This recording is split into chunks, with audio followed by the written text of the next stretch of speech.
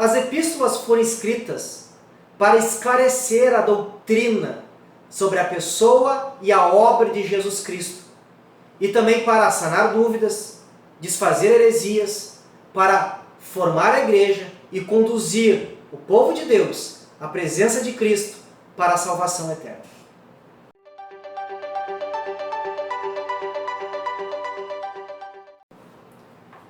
A graça e a paz, eu sou o professor Anderson Velasque e este é o seu canal Sentinelas da Teologia. Graça e paz, eu sou o professor Daniel Venâncio e bem-vindo a mais um vídeo do canal Sentinelas da Teologia. E a lição de hoje é a lição de número 12, que tem como título As Epístolas instruem e formam os cristãos. E antes de nós entrarmos na lição de hoje, que está uma bênção, professor Daniel, nós queremos convidar você a fazer parte do nosso canal, parte dessa família que é o Sentinelas da Teologia. Se inscreve no nosso canal, nos deixe voto de confiança, de carinho, de amor, porque quanto mais inscritos nós tivermos, mais proporção tem o nosso canal. Deixe também aquele seu like missionário, porque quanto mais você curte nossos vídeos, mais nossos vídeos são divulgados pelo YouTube. Deixe o seu comentário, queremos conhecer você, sua cidade, e ficaremos muito felizes em interagir com você, amado irmão, irmã em Cristo, que ama a Palavra de Deus da Escola Bíblica Dominical. Antes de entrar nas divisões, é bem interessante nós entendermos que os primeiros cristãos eram judeus. E eles vieram de um ensinamento doutrinário que a salvação era por meio das obras, da lei, da guarda de festas. E agora era um pouco combatia aquilo que eles haviam aprendido a vida inteira. Porque antes eles estavam com a sua fé apoiada na lei dos judeus, nos profetas. Mas agora veio um Salvador que se chamava Jesus Cristo. E agora eles precisavam entender, compreender como se desenvolve, como é esse processo de salvação, que não é mais através das minhas obras, mas sim através da obra daquele que morreu na cruz. Eles precisavam desapegarem-se daquelas formas doutrinárias de convicções, de fé, de rudimentos, e agora compreenderem e confiarem plenamente e unicamente na pessoa de Jesus Cristo. E com certeza, professor Daniel, entre essas dúvidas, vinham muitas ideias novas, linhas de pensamentos que flertavam com o judaísmo. Nós temos um Cristo, mas precisamos viver na lei. Ou vinha outros ataques, como gnósticos, agnósticos, aqueles que diziam que Jesus era somente homem, ou que diziam que Jesus não era homem, ele era só espírito. E então, neste contexto de dúvidas, nesse contexto de falsos mestres, heresias, essas cartas iam sendo escritas pelos apóstolos, o apóstolo Paulo, João, Pedro, Tiago, para sanar dúvidas da igreja, para, como disse o professor Daniel, esmiuçar sobre a pessoa e a obra de Jesus Cristo, e para, principalmente, trazer consolo e esperança e convicção para aquela igreja que estava sendo perseguida, professor Daniel, por causa de Cristo, para que eles ficassem firmes na pessoa e no Salvador Jesus Cristo. E reforçando, Anderson, que não há nenhuma nova revelação aqui. Toda a iluminação que esses apóstolos estão tendo, toda a doutrina que está sendo esclarecida, estão sendo trazidas a partir da Bíblia Sagrada. Estão sendo trazidos a partir dos ensinamentos de Cristo. Ou seja, o que está acontecendo é uma iluminação de textos que já foram escritos e proferidos pelo Senhor Jesus e agora estão sendo doutrinariamente colocados de forma clara e prática para que fosse possível ser vivido. Para serem esclarecidos. Perfeitamente, professor Daniel.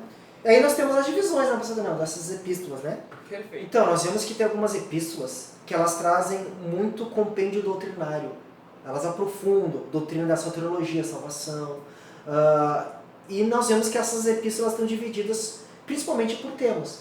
Nós temos primeiro as epístolas doutrinárias, que trazem doutrinas, ensinos da fé, sobre salvação, sobre Cristo, sobre os dons, sobre o fruto do Espírito. Então essas são as primeiras epístolas que estão dispostas no Novo Testamento, como Romanos, 1 e 2 Coríntios, Gálatas, Efésios, que são as epístolas doutrinárias, que trazem doutrinas, como Colossenses, que traz a doutrina do arrebatamento, e assim vai. E também nós temos as doutrinas pastorais, que são aquelas doutrinas que nós vamos ver mais para frente, pastor Daniel, que são aquelas doutrinas que o apóstolo Paulo, aquelas epístolas, que o apóstolo Paulo escreveu para dar instruções pastorais para novos obreiros que estavam iniciando no trabalho, na seara do Senhor, como Tito e Timóteo.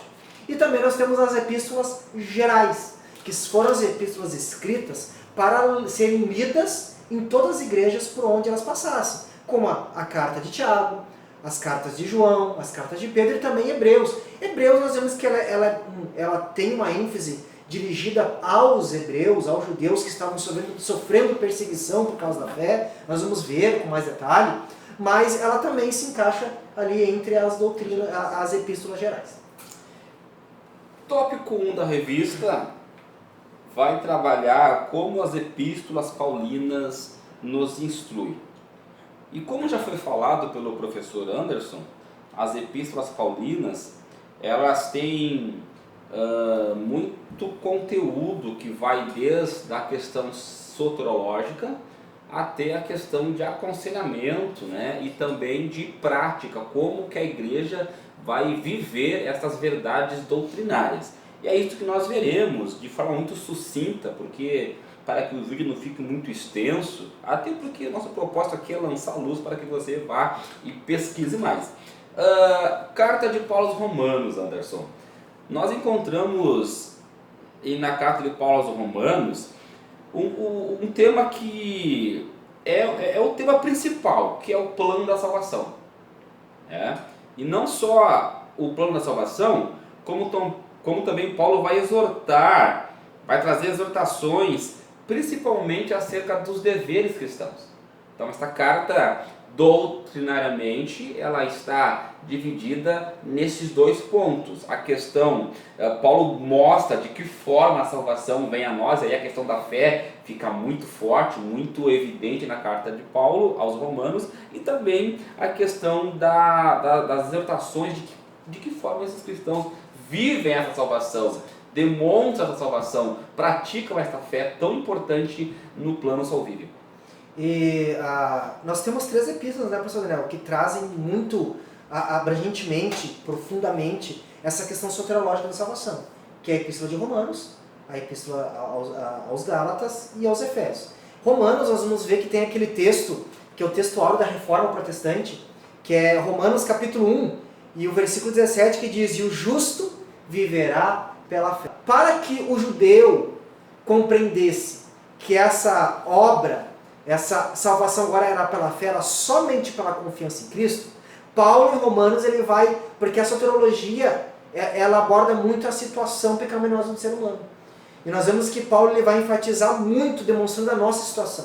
Paulo vai dizer: não há um justo sequer, todos pecaram, todos estão perdidos. E Paulo vai dizer mais, ele vai dizer que para que toda boca se cale diante de Deus, professor Daniel. A lei veio para que toda boca se cale, ou seja, a lei faz com que todo homem seja indisculpável diante de Deus. Paulo vai dizer que tanto o gentio, o grego, o romano, quanto o judeu, são indisculpáveis diante de Deus, porque todos são maus, pecadores, maldizentes, indolentes. Ele vai trazer uma lista de pecados que todos estão.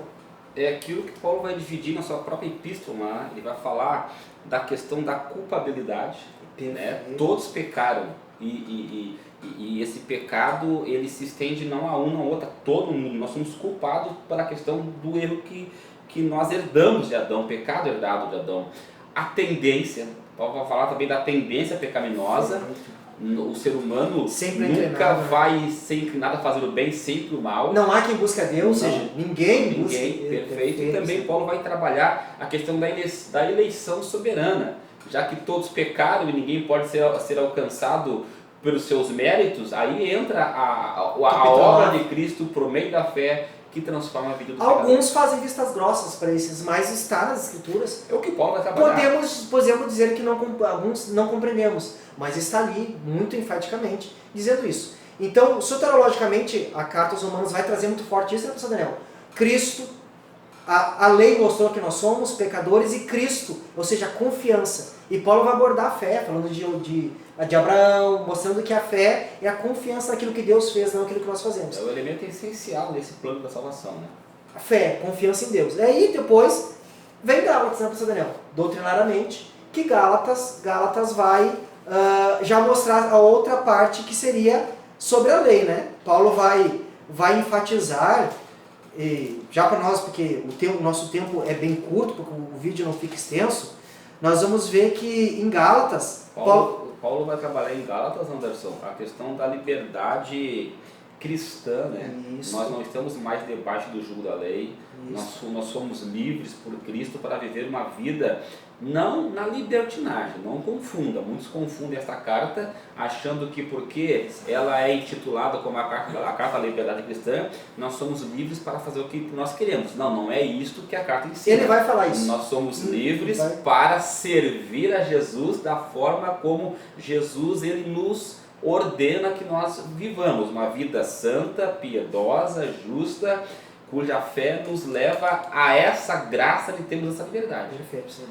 E nós vemos no capítulo 13, versículo 10, que ele vai dizer que todos quantos, pois, são das obras da lei, estão debaixo de maldição, porque está escrito, maldito todo aquele que não permanece em todas as coisas escritas no livro da lei. E é evidente que, pela lei, ninguém é justificado diante de Deus, porque o justo viverá pela fé. E nós vemos lá no capítulo 2, versículo 20, ele vai dizer, não anula a graça de Deus, graça, aquilo que eu não mereço, foi obra de Deus. Pois se a justiça é mediante a lei, segue-se que Cristo morreu em vão. Aí Paulo vai mostrar que não é por obras, mas é pela obra de Cristo. E como enfatizou o pastor Daniel, ele vai seguir que não usamos essa liberdade como desculpa, como meio para praticar pecado. Aí nós entramos numa questão, que alguns que assistem ao nosso canal de repente compreendem errado, né, pastor Daniel? Quando nós falamos isso, nós não estamos dizendo de uma vida, não estamos falando do antinomismo, de pessoas que vivem uma vida sem regras, no pecado, não. O que nós entendemos? Nós sabemos que a fé é unicamente pela obra de Cristo. Não há pelo que eu faço.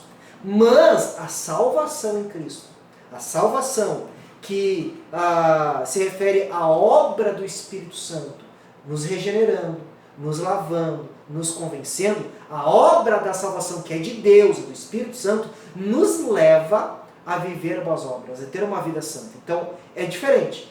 Eu não vivo santidade para ser salvo, mas a salvação me conduz a uma vida de santidade. E a carta aos Efésios vai trabalhar a questão da unidade em Cristo, né? Paulo vai dizer, e ali nós podemos encontrar no capítulo 2 e capítulo 4, Paulo vai falar de um só corpo, um só homem, um só Espírito, uma só esperança, uma só fé, um só Deus, tudo em Cristo. Ele vai tirar aquelas questões que dizem respeito a divisões, judeus, todos os aspectos da religião, e vai ser tratado tudo em Cristo. Em Cristo a unidade em todos os elementos que dizem respeito à vida cristã e à prática, né, da vida cristã. Perfeito. E nós vamos ver que no início da carta aos Efésios, Paulo já vai enfatizar isso que o pastor Daniel está comentando, que tudo é em Cristo.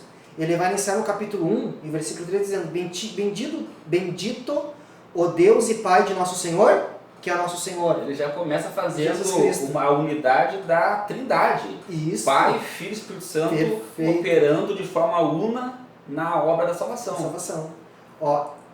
Que nos tem abençoado em toda sorte de bênção espiritual nas regiões celestiais em Cristo. Assim como nos escolheu nele, ou seja, em Cristo, antes da fundação do mundo, para sermos santos e irrepreensíveis perante ele em amor.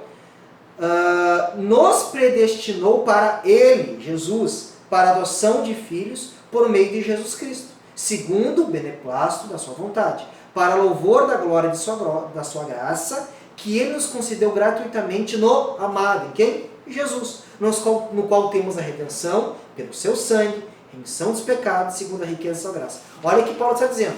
Nós somos salvos em Cristo, eleitos em Jesus Cristo. Nós recebemos as bênçãos da salvação em Jesus Cristo. Nós somos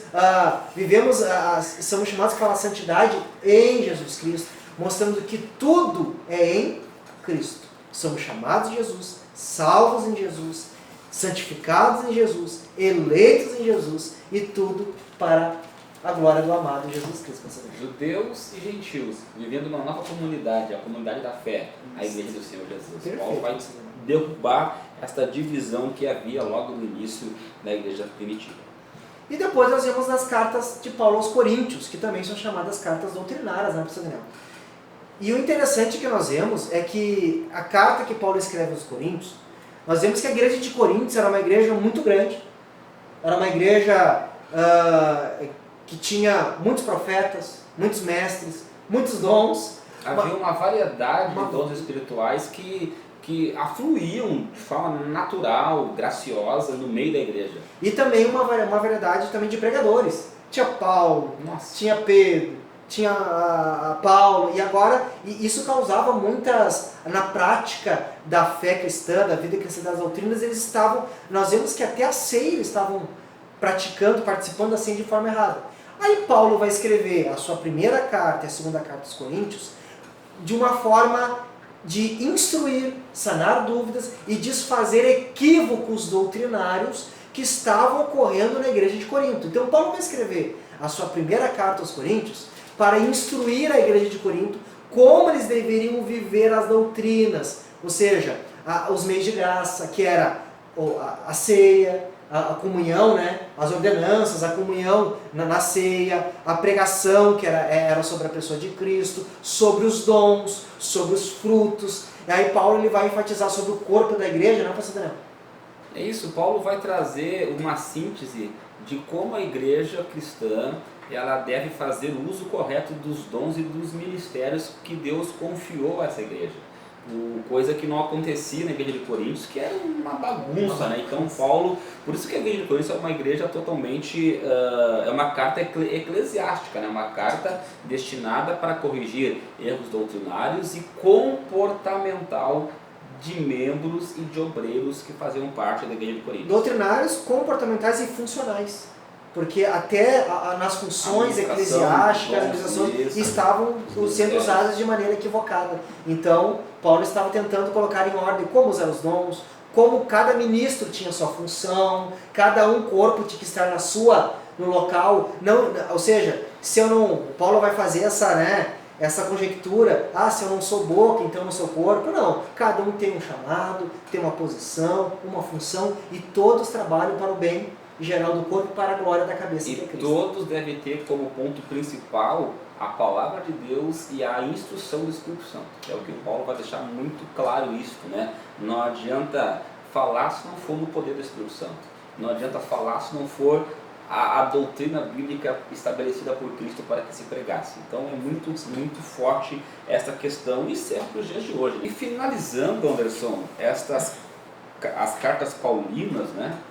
Nós temos ali Filipenses, nós temos Tessalonicenses, Colossenses, que são cartas que também trazem elementos importantes, tipo assim, a carta de Filipenses, conhecida como a carta da alegria, a igreja mais pentecostal no sentido de viver as verdades bíblicas, né? A prática do amor, a prática da caridade, a prática da santidade, a prática do companheirismo, da colaboração no ministério de Paulo e assim por diante. Então, que carta maravilhosa é Filipenses. E como o professor Daniel disse, que a carta da alegria, que Paulo vai enfatizar essa felicidade em Cristo. Ele estava preso. E uma felicidade mesmo em meio à tribulação. Isso, perfeito, professor Daniel. É isso que ele vai enfatizar. O que move a felicidade do cristão não é a situação, não é o meio, mas a pessoa de Cristo. Estou preso, mas eu sou feliz em Cristo. Tanto que ele vai dizer, eu sei estar na fartura ou sei estar na pobreza. Eu sei estar no muito ou no pouco. Posso todas as coisas daquele que me fortalece. Ele está dizendo, o que me faz ser feliz não é a situação, não é o meio, não é a riqueza, não é a pobreza, em todas as circunstâncias. O que me faz ser feliz é a pessoa de Cristo. É por isso que Paulo vai falar, tudo aquilo que me era lucro no judaísmo, eu tive como perda, a fim de ganhar a Cristo, ter Jesus Cristo, porque Jesus é a felicidade plena. Então, olha que lindo você falar para essa turma que Filipenses é a carta da alegria. Alegria por quê? Porque Cristo é a alegria da igreja. E nós vamos depois ver lá, vem Colossenses, né, professor Daniel? Que Colossenses é uma carta, principalmente o capítulo 1 de Colossenses, o apóstolo Paulo ele vai fazer uma doxologia sobre a obra e a pessoa de Cristo. É a carta mais cristocêntrica, né? É uma das cartas mais cristocêntricas. O capítulo 1 ali, nós estamos diante de um dos textos mais cristocêntricos da Bíblia, onde Paulo vai fazer uma doxologia. O que é uma doxologia? É quando se faz uma poesia, um cântico, um escrito, exaltando e elogiando alguém. Então Paulo na carta aos Colossenses ele vai exaltar a perfeição e a excelência da pessoa e da obra de Jesus Cristo. Então você que quer um texto que seja 100% cristocêntrico e enfatize a excelência, a perfeição da pessoa e da obra de Cristo, Colossenses, né? Você quer saber quem é o Senhor da igreja? Paulo vai dizer que Cristo ele é o cabeça da igreja. Não é o pastor, não é o papa, não é o presidente, não é o apóstolo, não é o bispo, não. Cristo ele é o cabeça da igreja. E quando nós chegamos em Tessalonicenses, Anderson, não sei se tu vai pontuar mais uma coisa. Não, em Tessalonicenses nós temos ali a carta da bem-aventurança do cristão, né? Que é a certeza de que Cristo um dia voltará. É uma carta que fala da segunda vinda de Cristo, né? Quando ele vem para arrebatar a sua igreja, ele vem para reinar de forma poderosa. Perfeito. Então é uma doutrina que ela vai enfatizar e vai aquecer no coração dos cristãos essa esperança da vida eterna, um novo corpo, glorificação e essa convicção que Cristo sim virá buscar a sua igreja. Talvez você diga, mas a minha classe está tão desanimada, a minha igreja está tão desanimada. Pregue Tessalonicenses para eles, né? Porque se essa carta, com essa promessa de que Cristo há de vir para buscar a sua igreja, não alegrar o coração da tua classe, da tua igreja, alguma coisa errada, muito errada está acontecendo. Bom, e ainda nas epístolas paulinas, pastor Daniel, nós temos as epístolas pastorais, que é a primeira e segunda a Timóteo e Tito, aonde Paulo ele vai enviar Tito e Timóteo, né? Ele vai enviar Timóteo para Efésios, né?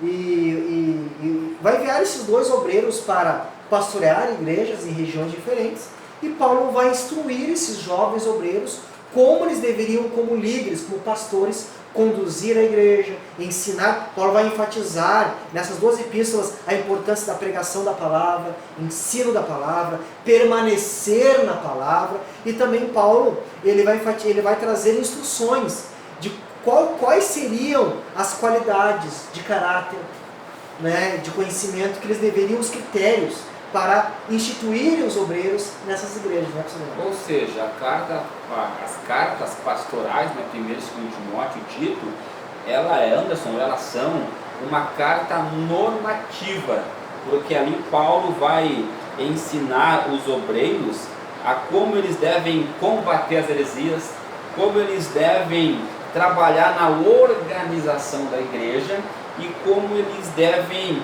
atender a grupos específicos, né? Como lá no final de Timóteo, Paulo vai trabalhar a questão do cuidado às viúvas, aos órfãos, aos necessitados. Então, quer organizar a tua igreja de forma bíblica? Leia as cartas pastorais. Quer saber quando e como eu devo separar um obreiro para a obra do Senhor? Leia as cartas pastorais. Ali tem todos os requisitos de obreiros que devem estar inseridos no trabalho ministerial para que a igreja cresça de forma saudável. E aí nós entramos no tópico 2, né, professor Daniel? Nas epístolas gerais.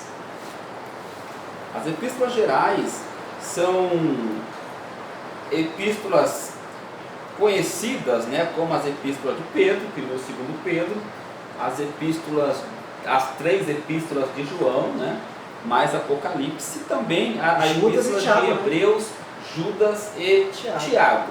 E são epístolas, Anderson, que da mesma forma como as epístolas paulinas, e aí não tem como equipará-las, né, ou quais foram melhores, todas elas foram epístolas de uma importância enorme para a igreja, tanto a de Paulo quanto a de Pedro, João, Tiago, e assim Judas, né, e assim por diante. E o que nós podemos extrair, Anderson, das epístolas, começando pela epístola aos Hebreus? Aqui você pode trazer um pano de fundo para a sua classe, para quando eles lerem a carta aos Hebreus ter uma compreensão do sentido, né?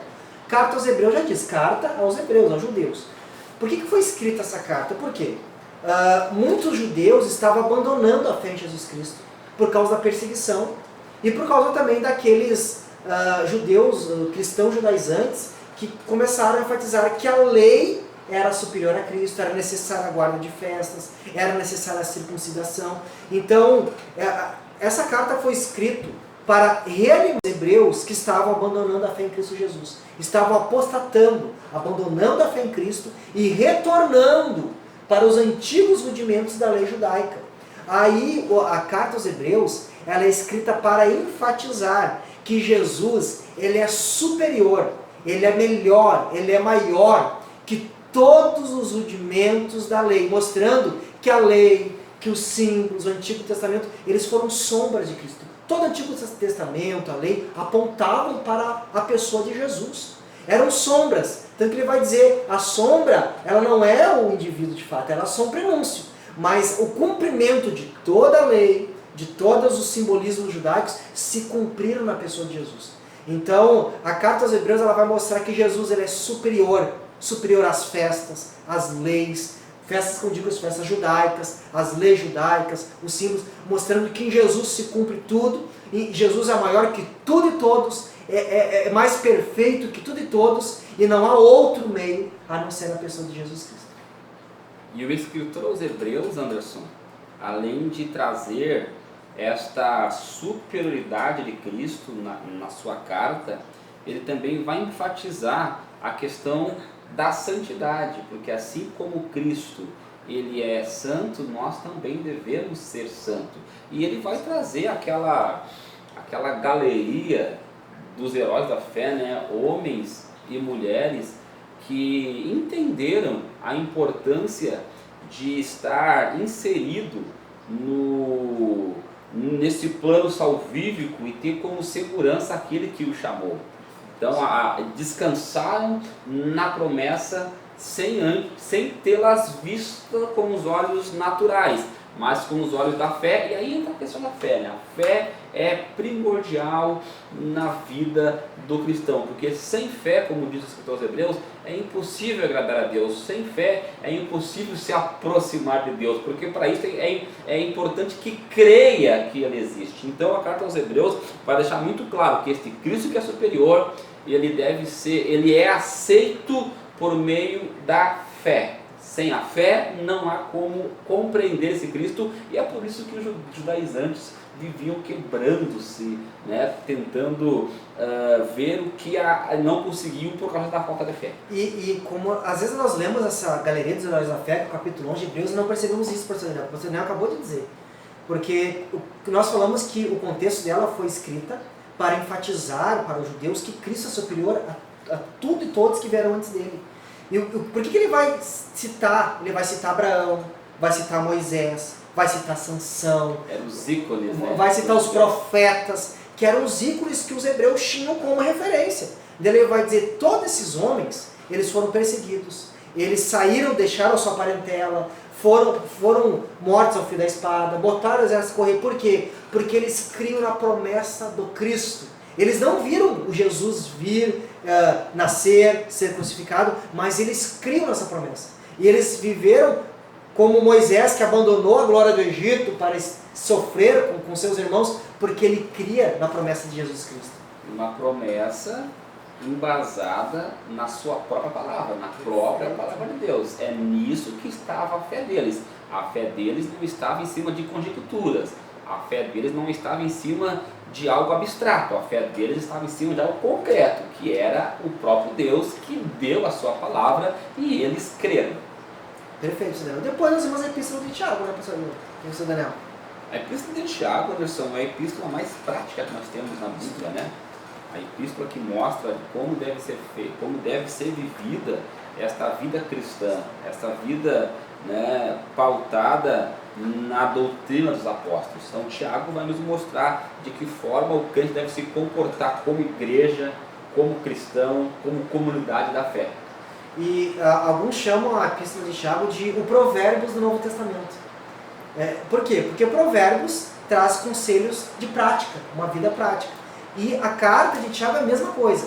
Ela vai trazer conselhos de prática, ela vai falar sobre buscar sabedoria, ela vai falar sobre os patrões que usurpam empregados oferecem aos patrões, vai falar sobre a língua, uma questão interessante, também vai dizer que aquele não basta ouvir a palavra, mas tem que ter que praticá-la, e também tem aquele texto polêmico, que é em Tiago capítulo 2, quando ele vai falar que a fé sem obras é morta. E alguns podem pegar, se eu não tiver obras, eu não sou salvo. Não. Tiago, ali quando ele vai dizer, ele vai falar assim, que qualquer um pode dizer que ter fé. Dizer, eu creio, qualquer um diz. Mas ele vai falar assim, as minhas obras demonstram que a minha fé é genuína. Novamente, aquilo que nós falamos no início. Uma fé verdadeira que foi gerada pela obra do Espírito Santo, ela é acompanhada de mudança de vida, de obras. Agora, aquela fé que eu digo, eu tenho fé, mas a minha vida não foi transformada, a minha vida não tem hoje o fruto do Espírito na minha vida, é uma fé que é mentirosa. Aí por isso que ele vai dizer, essa fé porventura pode salvar alguém? O que está dizendo? Que a fé que foi realmente obra de Deus, obra do Espírito Santo, regeneração, ela é acompanhada de boas obras. Porque eu tive uma transformação de Deus na minha vida.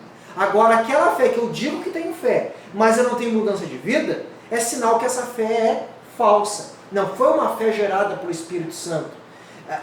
O Tiago não está dizendo que eu preciso viver obras para ser salvo. Ele está enfatizando que a fé gerada pela salvação, ela produz boas obras. É por isso que ele vai dizer que a verdadeira religião para com Deus é visitar os órfãos e as viúvas, isso é prática social, a demonstração de amor e caridade, e também afastar-se da iniquidade, ou seja, uma vida de santidade, longe do pecado, uma vida que agrada a Deus. Isso é demonstração de quem é salvo, de quem foi alcançado pela graça do Senhor Jesus.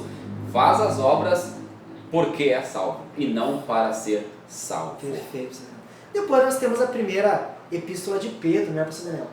E a primeira epístola de Pedro é onde Pedro ele vai escrever também para cristãos que estavam padecendo perseguições, sofrimentos por causa do Evangelho de Jesus Cristo. Aí na primeira carta, Pedro ele vai falar sobre o privilégio do sofrimento em Cristo. Ele vai dizer ele vai falar assim, ele vai iniciar falando, alegrai-vos por estarem passando por provações, sendo perseguidos. Ele vai dizer que é um privilégio nós passarmos por aflições por causa da pessoa de Jesus Cristo. Ele vai trazer ânimo, fiquem felizes, porque se vocês estão sendo perseguidos por Cristo, é porque Cristo está sendo manifesto através da vida de vocês, e é isso que vai colocar, é sinal que vocês foram transformados, foram alcançados, e aguardem que uma gloriosa redenção espera vocês na vida eterna. É a vitória sobre o sofrimento exemplificado na pessoa de Cristo. Então é uma epístola muito encorajadora, né, para aqueles que são adeptos das teologias neopentecostais, de que se você está sofrendo é porque você está em pecado, porque o crente não pode sofrer, então eu determino e... Não é nada disso. O sofrimento faz parte da vida cristã, porque Paulo lá, voltando um pouquinho a Timóteo, né, todos os que querem viver piedosamente padecerão perseguição, porque é andar na contramão da sociedade. Numa sociedade que não valoriza o amor, você ama. Numa sociedade que não valoriza o próximo, você valoriza o próximo. Uma sociedade que não liga para a vida, né? Que nem nós acabamos de ter esse fato triste lá na corte colombiana, né? A questão do assassinato de crianças, isso é uma verdade triste. Aí os cristãos levantam a bandeira da vida para preservar a vida, a valorização da vida. Não tem como não ser perseguido. Tudo aquilo que vai de contra aos valores do mundo sofre retaliação. Então Pedro vai dizer, mas quando isso acontecer, se alegre. Jesus passou por tudo isso e triunfou diante da dificuldade, triunfou diante da morte, triunfou diante dos inimigos. Mas Cristo morreu. Mas Cristo morreu, mas a Bíblia diz que Ele ressuscitou. Para ser o primogênito dentre os mortos. E derrotou o maior dos inimigos do homem, que é a morte, que é o diabo, que é o pecado. E ele virá uma segunda vez para que os homens olhem para Cristo e vejam que aquele Cristo que foi morto era um Cristo vencedor que se deixou morrer para que pudéssemos ser salvos pela sua morte. E o professor Daniel, ele comentou perfeito, porque esse é o tema da segunda carta, né, professor Daniel? Perfeito. A volta de Cristo. A volta de Cristo. E é importante que essa carta nos alegre, irmãos, porque se essa carta não nos alegrar, não há mais o que nós fazer.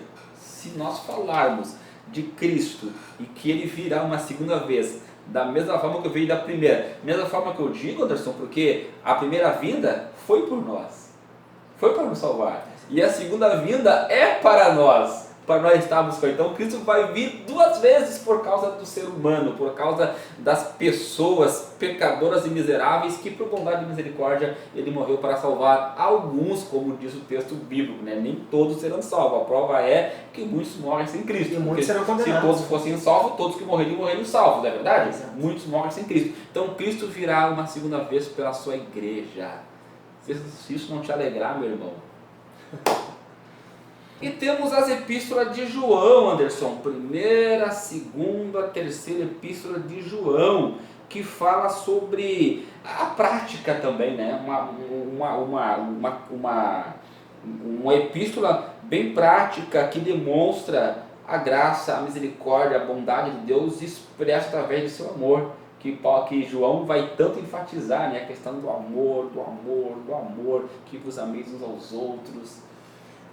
As epístolas de João, ela vai enfatizar aquilo que a gente não ouve pregar em campanha, pastor Daniel. Ela vai enfatizar a única e a principal característica do verdadeiro cristão. Jesus vai falar isso lá no Evangelho de João, no capítulo 13, versículo 32, se não falo a memória. Ele vai falar que e conhecereis todos que vós sois meus discípulos através do amor que tiverdes um pelos outros. E aí João, nas suas 3 cartas, principalmente na primeira carta, ele vai enfatizar dizendo que aquele que está em Deus e não ama o seu próximo, ele é mentiroso, porque Deus é amor. E aquele que é nascido de Deus, ele não vive na prática do pecado, mas agora ele tem prazer. Quando ele diz na prática, ele não vive insistindo, mas agora ele tem prazer no amor.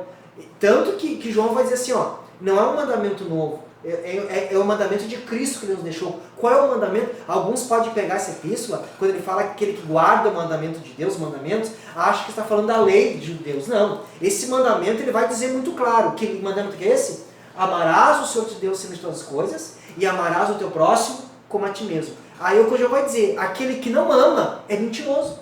Como é que vai amar Deus se não ama o próximo que a gente vê?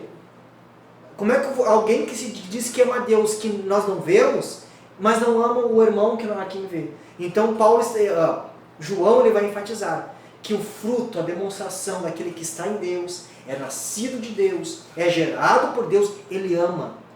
Ele ama o próximo, ele ama Deus. Se ele ama Deus, ele cumpre o mandamento de Deus. Qual foi o mandamento do Cristo? Ama o teu próximo. Cuide do teu próximo. Então, são epístolas que enfatizam a característica principal daqueles que estão em Deus, o amor. E ele vai finalizar na terceira epístola falando justamente disso, né? Na questão da hospitalidade cristã. Exato. Os cristãos devem ser hospitaleiros, né? Devem demonstrar este amor que tanto falam. E terminamos, Anderson, com a epístola de Judas. Epístola que vai combater os falsos mestres, os falsos profetas, que vai trazer uma diferença sobre o que é uma heresia e que é uma distorção doutrinária, né? Porque tem diferença, né? Uma coisa é uma heresia que vai atacar diretamente um ponto central da fé. Outra coisa é um desvio doutrinário, ou seja, equívocos de interpretação, mas que não ferem de forma pontual as doutrinas essenciais da fé. Não combate de forma premeditada, e sim de forma inconsciente. Então Judas ele vai advertir a igreja que não dê acolhida, que não dê ouvido, que não abram as portas para que esses falsos mestres entrem, porque eles vão entrar e vão fazer estragos. Exato. Então, Judas deixa muito claro que todo falso mestre não pode e não deve ter oportunidade em momento algum na igreja, porque isso faz estragos. É como aquela coisa assim, não perca seu tempo assistindo vídeos aqui no YouTube de pregadores que você sabe que tem nome artístico, que estão interessados em fazer show, que às vezes, vou dar uma olhadinha, mas neste simples olhadinho que você vai dar nesse vídeo, pode contaminar e confundir a sua fé. É isso que ele está dizendo, não perca tempo com isso. Não perca tempo com falsos mestres, falsas heresias, e ele vai enfatizar, ele vai deixar muito claro, pastor Daniel, a questão daquilo que é sagrado, espiritual, que muitos hoje brincam com o espiritual, brincam com o nome de Deus, falam até músicas na igreja que tinha de bater na cabeça do diabo, chuta a cabeça do diabo. Zombadores. Zombadores, ele vai dizer que não, ele vai dizer que nem anjos usaram de profanar ou ofender autoridades espirituais, seja elas da maldade, ou seja elas mostrando que o cristão ele tem que ter uma postura de levar a sério as coisas espirituais, de que leva a sério, tem um compromisso com as coisas sagradas, com as coisas de Deus, e quando nós formos levar a sério, nós não brincamos com as coisas de Deus, com o nome de Deus, e nós não damos ouvidos e não perdemos tempo com falsos mestres. É isso que Judas vai deixar muito claro na questão. Epístola de Filemon. Vamos encerrar com Filemon, né? Não foi abordado aqui na revista, mas vamos encerrar com Filemon. Filemon, Anderson. Filemon, professor Daniel, é uma carta muito pequena, tem só um capítulo, mas ela traz um exemplo de Paulo e traz um ensinamento doutrinário muito profundo que a gente passa por essa epístola e até esquece que ela está na Bíblia. Porque o contexto, para você passar para a sua tribo, professor da escola bíblica, olha só, contexto de Filemon. Filemon era um amigo do apóstolo Paulo, um amigo, como eu sou amigo do professor Daniel, e Filemon ele tinha servos, tinha escravos. Entre esses tinha Onésimo. E olha que interessante, Paulo estava em Roma, e Roma era a grande metrópole, né, grande daquela época, e quem é que Paulo encontra em Roma? Onésimo. Mas Onésimo era servo de Filemon. O que o contexto nos mostra? Que Onésimo lhe rouba Filemon e foge para Roma. E lá em Roma, Paulo encontra Onésimo, e Onésimo conta que não podia mais voltar para casa, porque havia roubado o seu senhor, que era Filemon. O que Paulo vai dizer? Paulo prega para Onésimo. Prega a maravilhosa graça em Cristo Jesus. Que independente do que ele fez, o sangue de Jesus tem poder para purificar todo o pecado. E aí Paulo vai escrever uma carta para seu amigo Filemon, falando, o que Paulo vai fazer? Ele vai recomendar novamente Onésimo para Filemon, dizendo, Filemon, se ele, Onésimo, te deve alguma coisa, bota na minha conta. Se ele te causou algum dano, bota na minha conta.